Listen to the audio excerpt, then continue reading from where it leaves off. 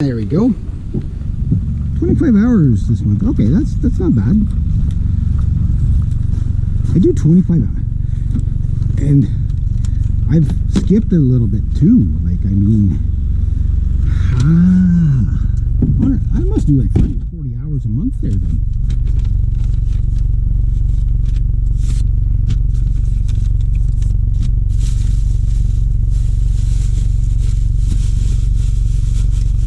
Then again, they added those new sections, right? So that's what it is. And then today, was it 2 hours?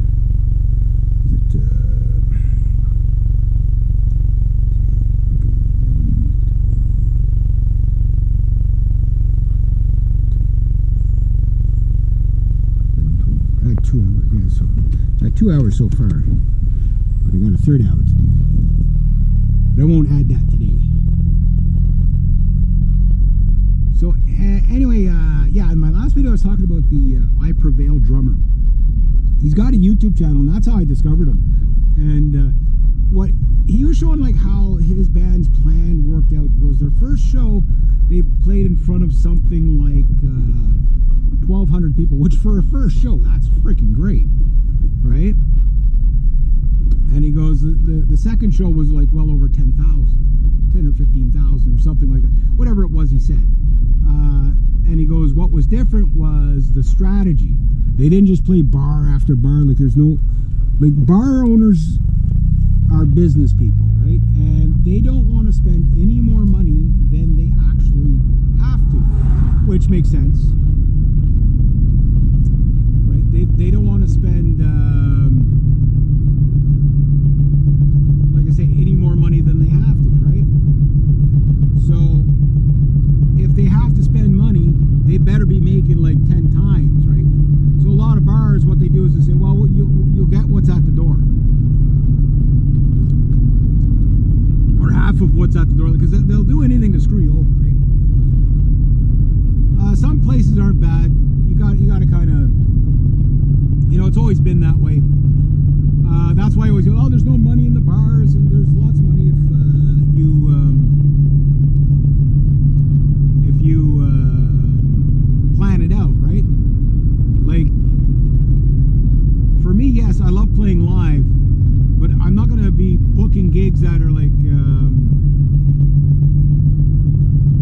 with this coming up, like, this is kind of like I'm helping Amanda there that just passed. You know, like, for that, we might play for the hat, you know, might not make a cent, but that doesn't really matter, because it's more for the fun of it, right? But it's not going to cost me anything. Like, it's not going to cost me, you know, $60, $80 of gas to get there. It's a neighboring town, you know, it's like a, you know, whatever. I don't have to rent equipment and stuff like that. And if you're going to play your first gig, don't be one of those people that, okay, well, we want our first gig at this very special venue here. It's a bar, whatever. And so we're going to go rent like thousands of dollars worth of equipment. Don't do that. I've seen people do that. Like, the reason why you don't do that is because you don't need to. Go find a venue that you could play for free or make money. You know, if you're just doing it for the experience, right? But there's no reason why, no matter what level your band is at, there's no reason why you shouldn't be making money from your first gig on. Like, I get it if you're just trying to get the experience and you don't care. But, like, don't do like 10 free gigs in a row, that kind of stuff. Like, that's just stupid. You don't need to. You know what I mean? You don't need to. If you're going to do the jam nights, okay, that's a different story because you're not the exclusive there. But if you're going to play 3 hours, like, get compensated for it. Oh, but they won't pay. Well, then don't play. You know, like, save your gigs for the people that'll pay. Even if you get less gigs, it's worth it for you to do it. You know what I mean? So that's my take. But yeah, no, he was showing, like, the I Prevail drummer. He was showing how they did their stuff, and, like, if you listen to their music is good. It's very good, you know. But are they like the most phenomenal band ever? No, but they're good. But they know how to promote themselves, and that's 90% of it. Like, Taylor Swift is an average musician. She is. Like, you know, like,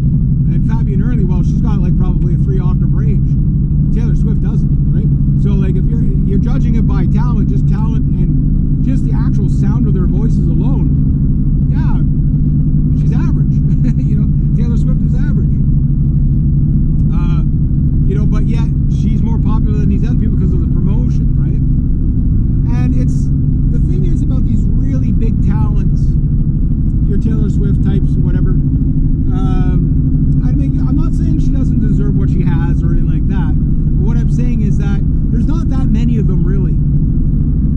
Like if you research the top 500 most wealthy musicians, there's really not that much there. You know, and most of them are old money. Like they've been around. You know, like when you could make millions of dollars off of one song very easily if you had the right promotion. Now it's like songs could be phenomenal, but like the record companies, they've always been shady to begin with.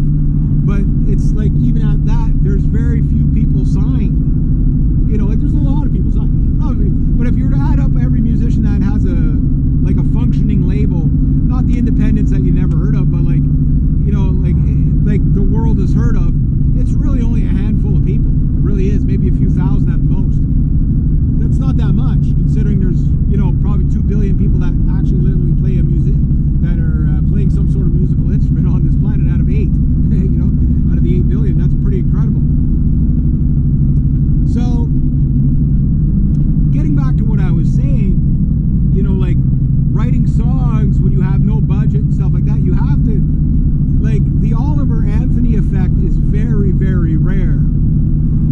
And I'm glad what happened to him, and I hope, you know, he doesn't get taken advantage of. And I know the guy's got mental health issues and stuff like that. Even more for him, you know, root for him even more. You know what I mean? Like, I don't agree with him on every political thing, but I understand where he's coming from. He's a poor man that got lucky in front of a microphone and a simple camera with his guitar and hanging out with his dogs, you know. And when he said, you know, I'm set for life, you know, guys, don't worry about money, I'm set for life. You know, because I know he's going to struggle in other things mentally, you know what I mean? Like, I can be poor for my whole life, but if I'm not struggling mentally, you know, I'm a rich man. You know what I mean? You're a rich person if you're not struggling mentally. Because I know people that have mental health issues, and I wouldn't wish that on my worst enemy. Well, maybe my absolute worst enemy, but I do see how cruel it can be. Like when you can't function, right? So, with that said, coming back full circle to where I was at, like when you're producing your own stuff with a shoestring budget, like, or virtually no budget, and you just got to work with what you have. You want to do the best you can and let the song sell itself rather than the production of the song. And it's like, okay, well, I just got to come up with a catchy chorus line. Nope, it's not even that. It's not even that. Most of my songs don't feature a chorus. That's the crazy part. They're not written like that. Some of my songs do, but, you know, I try to think of songwriting the way Mozart or Beethoven or Paganini would think of a song. Where, oh, there's one of my clients, where I don't think of it in terms of verse, chorus, as much as what would the overture be? You know what I mean? Like, the overture never ends where it starts, right?